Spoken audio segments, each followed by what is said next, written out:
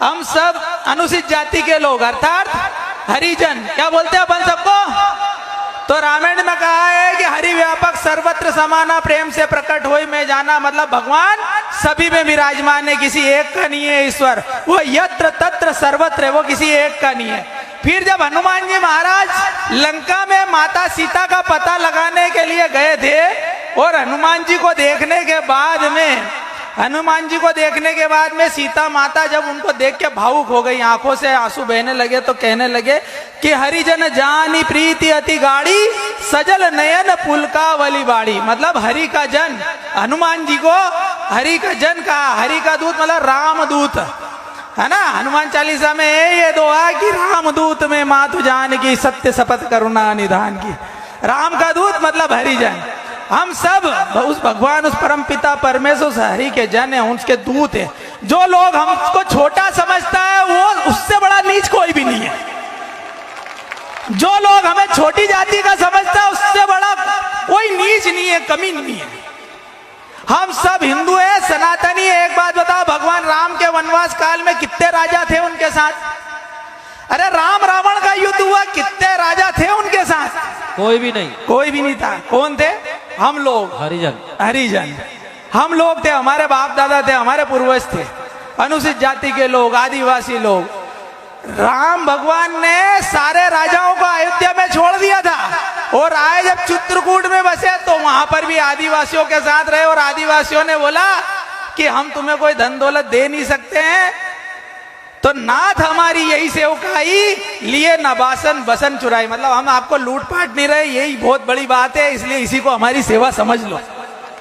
ये हमारे आदिवासी और दलित भाइयों की बात रही। उस भगवान राम का मंदिर 550 साल पहले बाबर ने तोड़ा कि नहीं तोड़ा? अयोध्या में 550 साल पहले तोड़ा। और उस राम मंदिर को बनने में बार बार अड़चने पैदा करी कांग्रेस ने।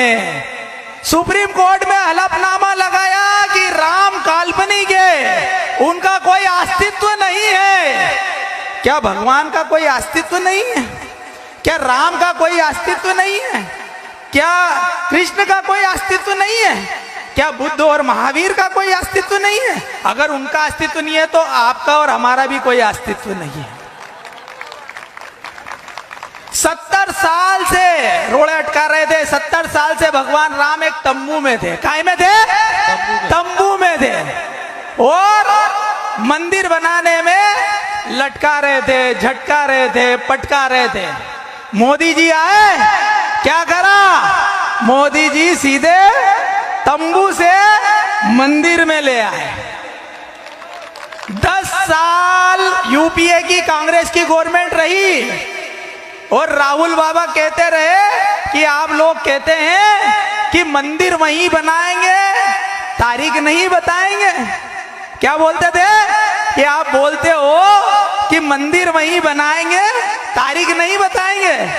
तो अब वो समय आ गया है इन कांग्रेसियों को कहने का कि मंदिर वहीं बनाएंगे, 22 तारीख 2024 को उसका भूमि पूजन करेंगे। जय जय सिया राम। इस बार की दिवाली 3 दिवाली। कितनी दिवाली?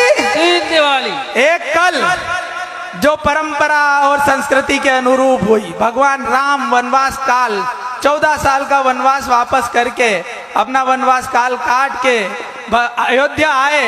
अयोध्या में आए तो सबने खुशियां मनाई, हर्षोल्लास मनाया। उस खुशी में हम दिवाली मनाते, पूरे हिंदुस्तान में मनाते। और जो भी हमारे सनातन धर्म से, सनातन पद्धति से, सनातन परंपरा से जुड़ा हुआ है, सनातन संस्कृति से जुड़ा हुआ, वो विश्व में रहने वाला कहीं भी हिंदुस्तानी होगा वह दिवाली मनाएगा। मनाते हैं कि नहीं हम सब? मनाते हैं। ये भगवान राम के घर वापस आने पे दिवाली मनाई जाती है, जो कल मनाई गई। अब दूसरी दिवाली